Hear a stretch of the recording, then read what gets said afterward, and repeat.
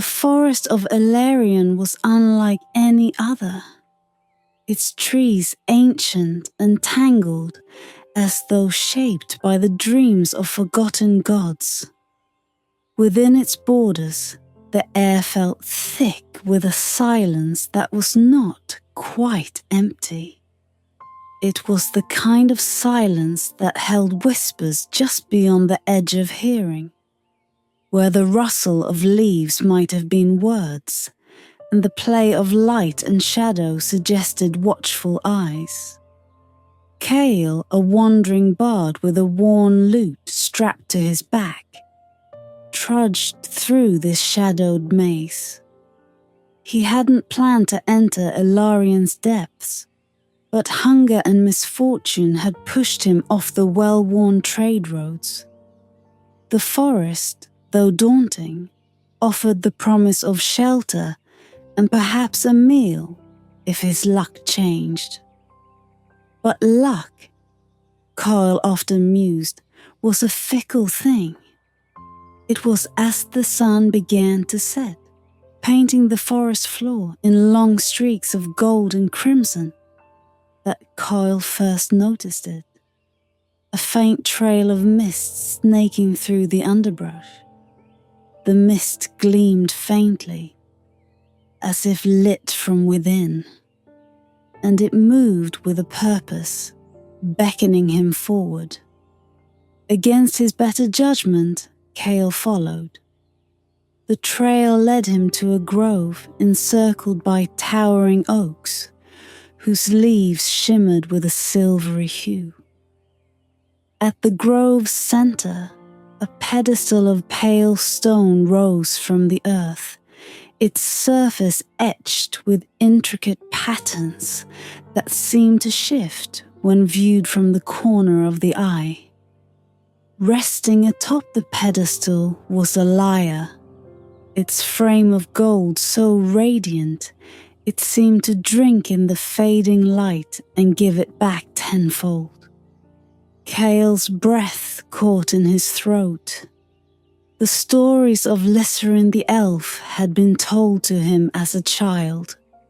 Legends of an immortal artisan who wove the songs of stars into his craft. It was said Lyserin vanished centuries ago. His greatest creation, a golden lyre, lost with him. Yet here it was, as real and tangible as the rough bark of the oak trees. The lyre seemed to hum, a low and resonant sound that vibrated through Kael's chest. It wasn't a demand, but an invitation. A warning lingered in his mind, a whisper from the cautionary tales of his youth. But Kael's curiosity burned brighter than his fear. As if in a trance, he stepped forward, his hand trembling as it reached for the instrument. The moment his fingers brushed its strings, the world around him seemed to dissolve. Light flared, not blinding, but impossibly vivid, and the grove filled with a melody so haunting it brought tears to his eyes. The music spoke to him, though it used no words. Images flashed in his mind, a shipwreck lying beneath a frozen sea, an ancient key hidden within a gnarled tree, a crown buried beneath a mountain of ash. Each vision was fleeting, but they felt impossibly real, as if he had glimpsed truths buried by time itself. When the music faded, Kael staggered back, clutching the lyre. The forest seemed alive now, its shadows deeper, its air charged with an electric tension. Though he could not explain how, he knew the lyre had chosen him. It was no longer just an object, it was a doorway, a guide to secrets long forgotten. As Kael left the grove, the mist parted before him, leading him out of the forest. The lyre hummed softly in his hands, a sound that promised wonders and perhaps dangers beyond imagining. He had come into the forest a wandering bard, lost and desperate, but he left it as something else entirely. A man carrying the weight of a legend. The whispering forest faded behind him, yet its echoes lingered in his mind, and in the gentle thrumming of the golden lyre, the melody of destiny had only just begun. The lyre's golden frame was warm in Kael's hands, as though it had a pulse of its own. A rhythm synced to the world's hidden heartbeats. He had spent days studying the instrument, trying to understand its secrets. Every time he plucked its strings, the air seemed to shimmer, and melodies would unfurl like gossamer threads, weaving through his thoughts. These were no ordinary tunes. They carried riddles that felt older than the stars, notes that hinted at mysteries buried beneath the weight of centuries. On the third night after his discovery, Kael found himself in a small village at the edge of the forest. It was a humble place, its cobbled streets and thatched roofs offering little to stir the imagination. Yet, as he sat in the dim light of an inn's hearth, strumming the lyre absent-mindedly, the room grew silent. The usual din of laughter and clinking mugs faded, replaced by the haunting resonance of the lyre's song. The melody was unlike anything Kael had played before. It poured from his hands as if the lyre guided him, its strings vibrating with a will of their own. The air thickened, and the flickering firelight cast strange shadows that danced in sync with the music. The villagers leaned forward, their eyes wide and unblinking, as if the song had wrapped them in an unbreakable spell. And then, as the last note faded into the quiet, a man in the back of the room stood. His face was pale, his hands trembling. "That melody," the man whispered, his voice raw with emotion. "It showed me the ring, my father's ring, lost in the river years ago. I saw it beneath the water, caught between two stones." Kael frowned. He hadn't intended to play anything so specific. Yet the lyre's tune had brought forth a vision.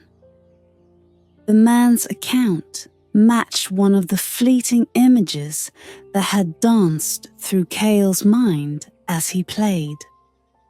A silver ring glinting in the shallows of a shadowed stream.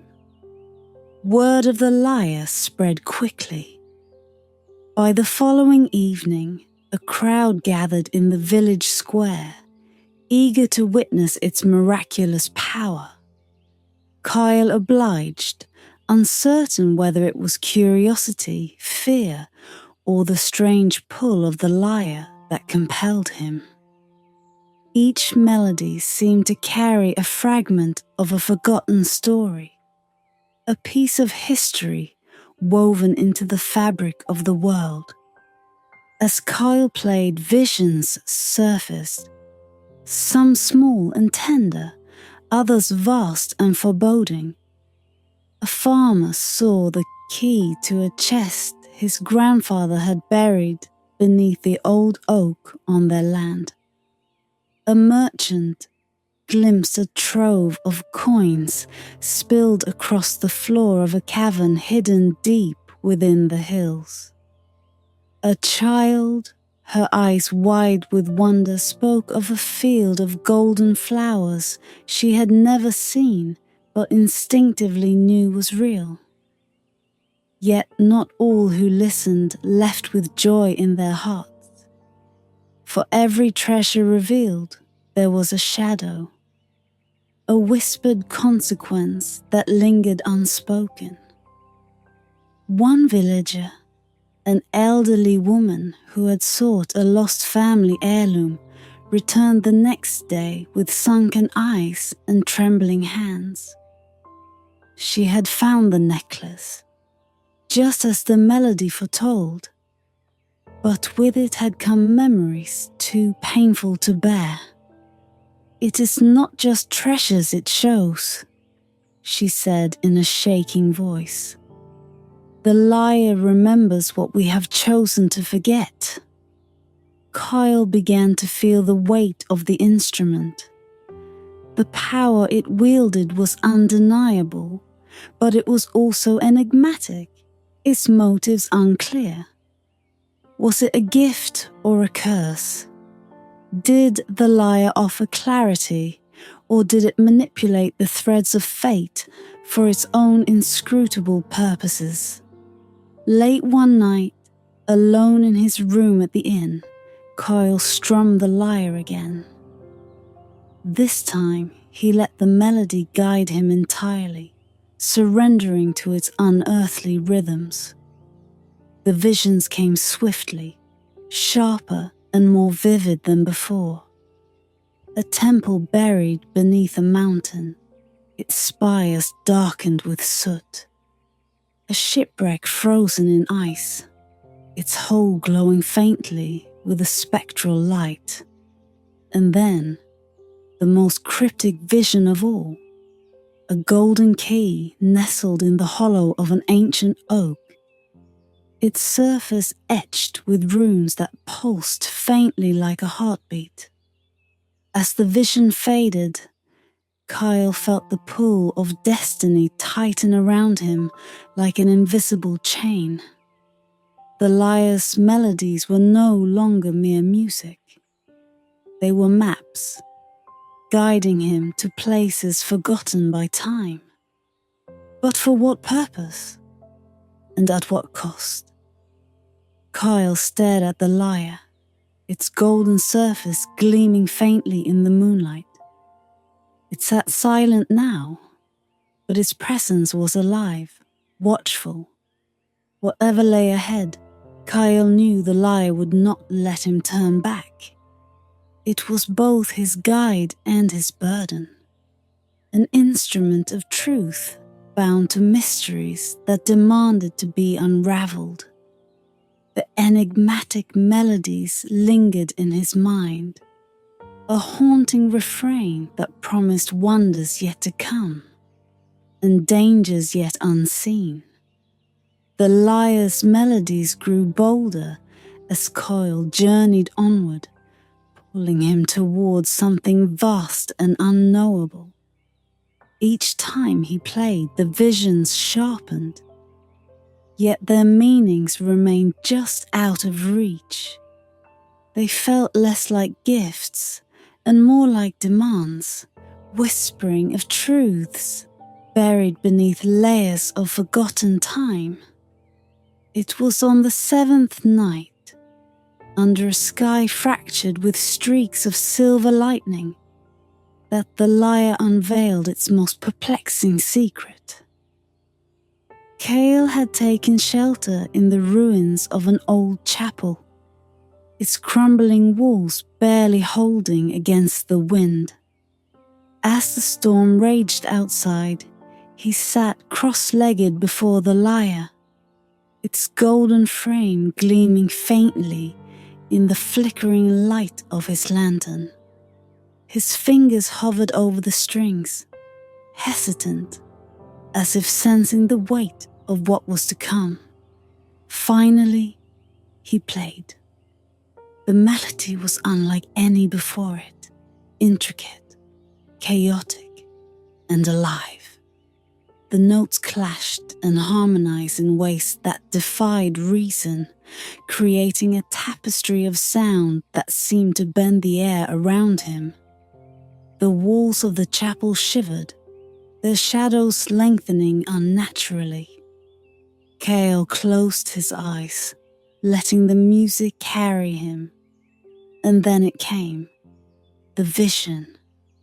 At first it was abstract, swirls of mist and flashes of light, like fragments of a shattered mirror trying to reassemble. Slowly the image coalesced into a map. It hung in the air, luminous and ethereal, its edges shifting as if caught in an invisible breeze. The map depicted an island unlike any Kael had ever seen, surrounded by a swirling mist that moved like a living thing. At its center was a single word, written in runes that pulsed faintly like a heartbeat. The Cradle of Lyserin. Kael's breath caught. The name was a whisper from legend, spoken only in hushed tones. The Cradle of Lyserin was said to be the resting place of the elf Lyserin's greatest secrets, treasures, knowledge, perhaps even the key to his disappearance. But the map was incomplete, its details obscured by the mist that clung to its edges.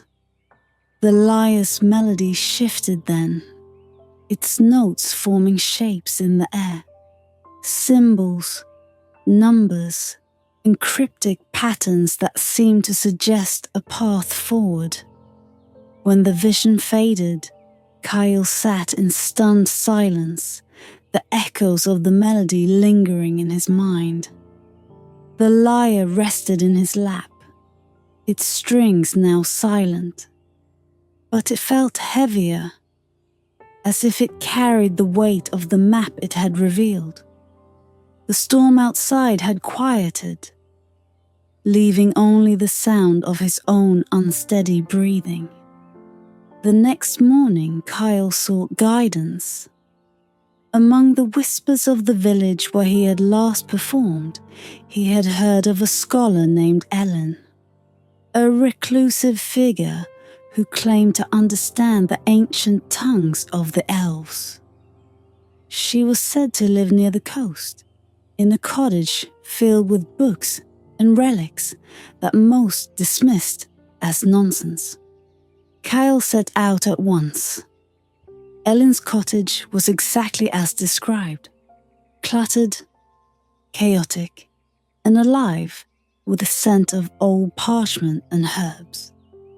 She was a wiry woman with sharp eyes that seemed to pierce through Kael the moment he entered. He wasted no time explaining the lyre's melodies, the visions, and the map. At first, she listened in silence, her expression unreadable. When he finished, she leaned forward, her voice low. "You've been touched by something far older than you realize," she said, her fingers tracing the edge of a worn tome. "The Cradle of Lyserin is no ordinary legend.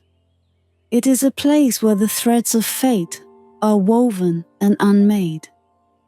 If the lyre has shown you this path, it means you are bound to it. But be warned, Lyserin's secrets have always come at a cost." Together, they studied the symbols Kael had seen in the vision. Ellen's knowledge proved invaluable. She translated the runes on the map, revealing directions obscured by riddles, and pieced together fragments of elvish lore that hinted at the island's location.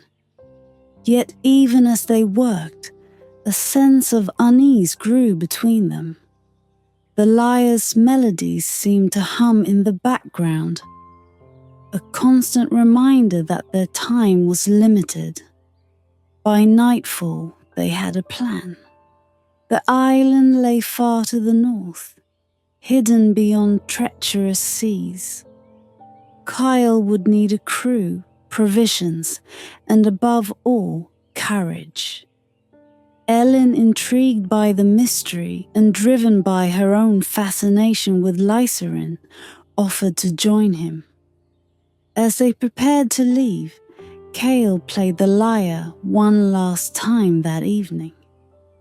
Its melody filled the cottage, and for a brief moment, the map reappeared, glowing faintly in the air.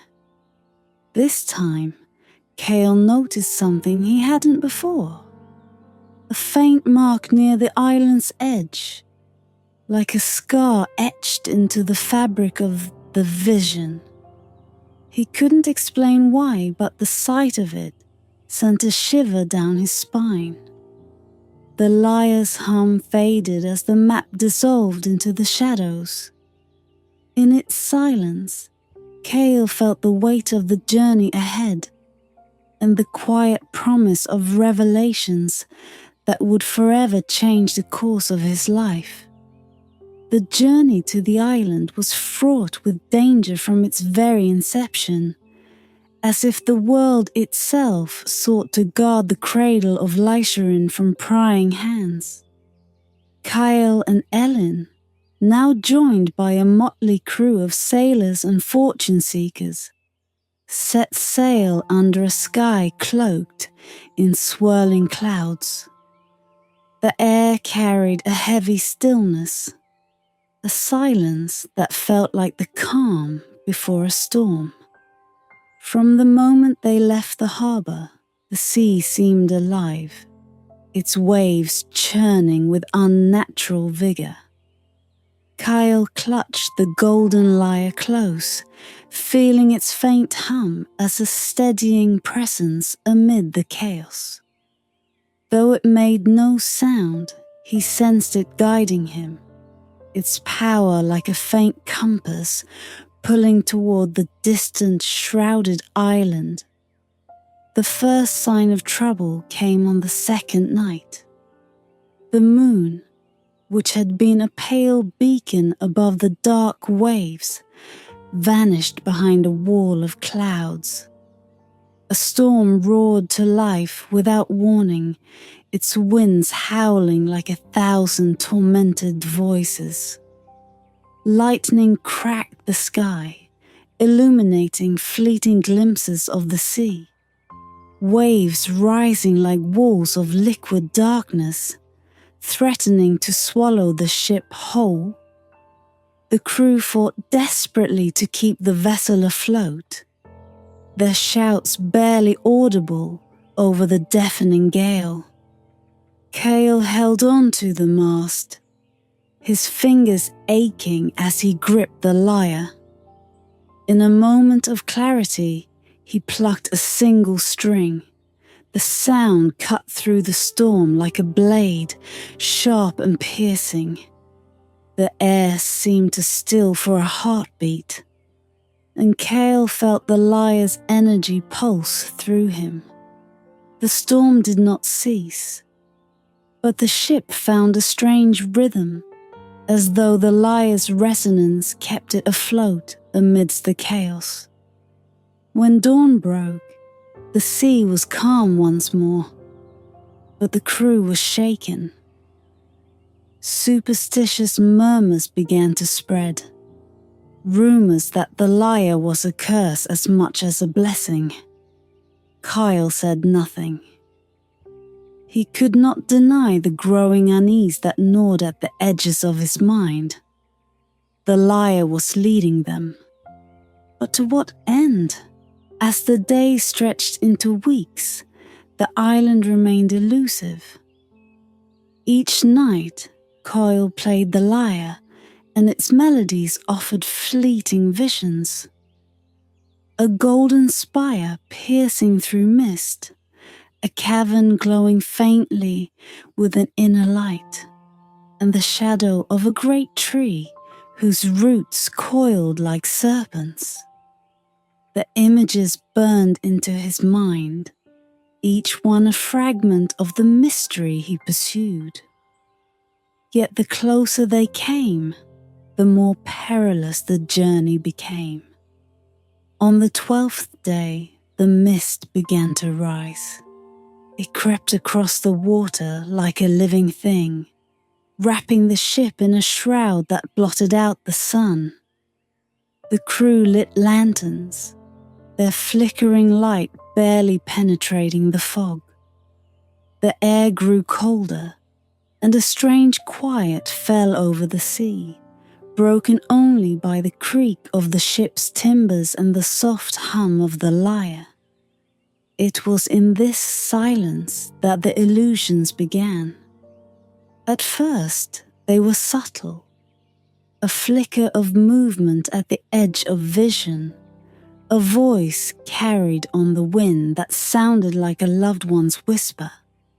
Then, as the mist thickened, the illusions grew stronger. One sailor, pale and trembling, swore he saw his late wife standing on the water's surface, her hand outstretched. Another cried out in terror, claiming a spectral beast with glowing eyes had risen from the waves. Ellen, her face taut with determination, stood at Kael's side.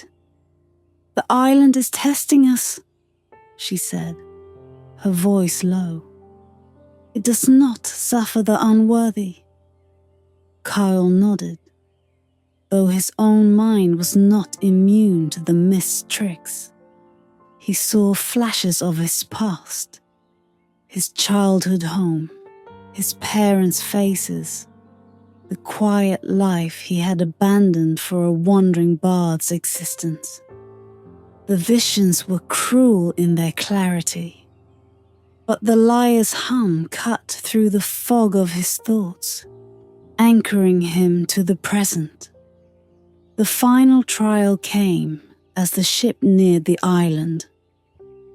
The mist parted just enough to reveal jagged rocks rising like blackened teeth from the sea. The water churned violently, pulling the ship toward the deadly outcroppings.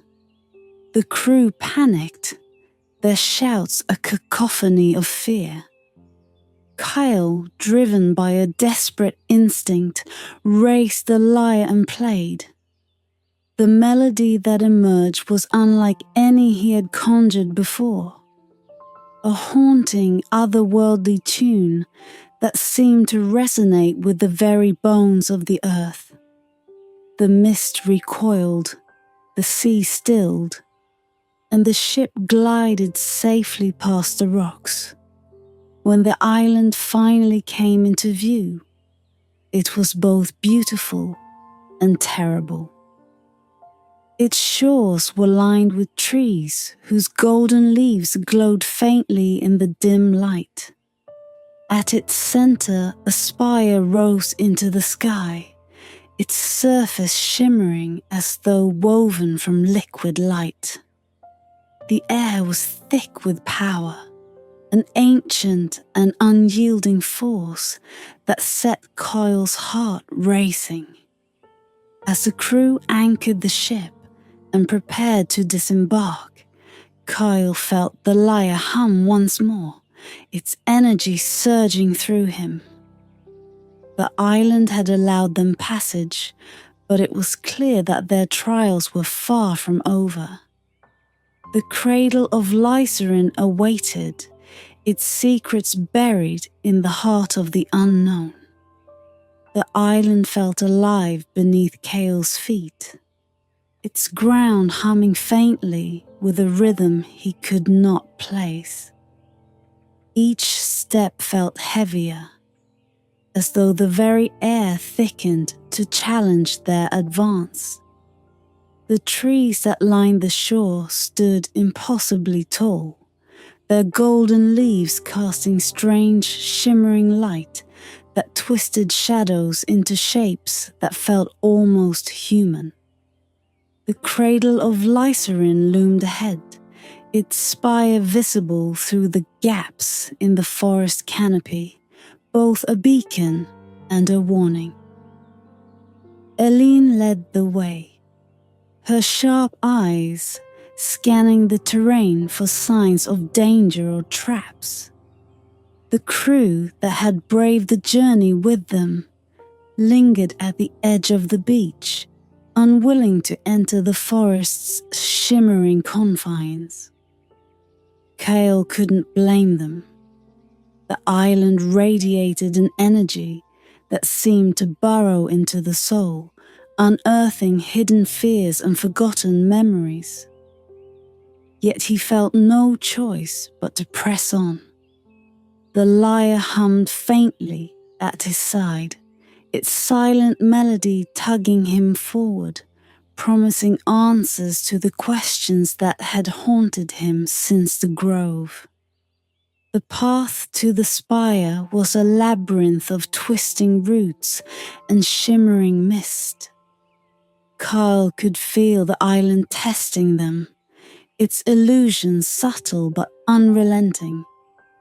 He saw flashes of faces, his mother long dead, calling his name from behind a tree, the warm smile of a friend he had lost to time. Each vision struck at the core of his being, but the lyre's faint hum steadied him, a reminder of the greater purpose that lay ahead. Ellen too seemed affected, though she carried herself with the resolve of someone used to unearthing secrets. "These illusions," she said softly as they stepped over a stream of water, so clear it reflected the sky like a mirror. "They are more than tricks. They are memories, pulled from the depths of our minds. The cradle knows us, Kael. It knows what we fear, what we desire." Kael didn't respond. His focus was fixed on the spire ahead, now closer, its surface shimmering with an otherworldly light. As they emerged from the forest, they found themselves standing at the edge of a wide clearing. At its center stood the Cradle of Lyserin. The spire rose from the ground like the spine of the earth itself, its base encircled by golden vines that pulsed faintly, as if alive. At its heart lay a pedestal, much like the one Kael had discovered in the Whispering Forest. But this one radiated a sorrow so profound, it seemed to hang in the air like a tangible weight. The pedestal cradled a crystalline coffin, its surface etched with runes that glowed faintly in the golden light. Kael felt the lyre tremble in his hands, its strings vibrating without being touched. He stepped forward, his heart pounding as he reached the pedestal. The moment his foot crossed the threshold of the clearing, the vines shifted, curling back to reveal the figure encased within the crystal. It was Lyserin. The elf's face was serene, his hands folded over his chest as though in eternal rest. His golden hair, untouched by time, framed features that were both impossibly ancient and heartbreakingly beautiful. Though his body lay still, his presence filled the space, a silent force that seemed to watch Kael and Ellen with quiet expectation. Ellen approached cautiously, her hand brushing against the runes carved into the coffin. "These markings," she whispered, her voice trembling with awe. "They speak of balance, of creation and destruction. This is not a tomb, Kael. It's a seal." As if in response to her words, The lyre pulsed, its hum rising into a melody so haunting it seemed to resonate with the very stones of the clearing. The crystal coffin began to glow, and Lyserin's eyes opened. They shone with a light that was not of this world, piercing and infinite. "Why have you come?" The voice was not spoken, but felt, a deep vibration that echoed through their minds. Kael struggled to find his words. "The lyre, it chose me. It showed me this place." Lyserin's gaze rested on Kael, and for a moment, the weight of millennia seemed to crush him. Then, slowly the elf spoke again. "The lyre is not a gift. It is a burden, a thread of the world's balance. Each treasure it reveals disrupts that balance. You have unraveled what was meant to remain hidden." Kael's heart sank. "But the visions, the treasures, they were meant to be found. They were meant to test your soul," Lyserin replied. "The treasures you sought were never the goal. The journey, the choices, the cost, they are the measure of your worth. The lyre is not yours to wield. It is a keeper of secrets, a guardian of the threads that bind this world together." Ellen, her voice steady despite the gravity of the moment, asked, "What must we do?" Lyserin's gaze softened. "Return the lyre to its cradle. Let its melodies sleep, lest they awaken forces you cannot hope to control." Kael hesitated, the weight of his journey pressing on him. The lyre had brought him purpose, but it had also brought pain. Slowly, he stepped forward and placed the lyre on the pedestal. The moment his fingers left its strings, the golden vines closed around it, their light dimming until only silence remained. The air in the clearing grew still. Lyserin's form faded, his voice lingering in their minds like a final note of a melody. "You have chosen wisely. The balance endures." As they left the island, Kael felt a strange peace settle over him. The lyre's silence was a reminder of what he had lost and what he had saved. The Cradle of Lyserin faded into the mist behind them, its secrets once more hidden, its melodies resting in eternal quiet.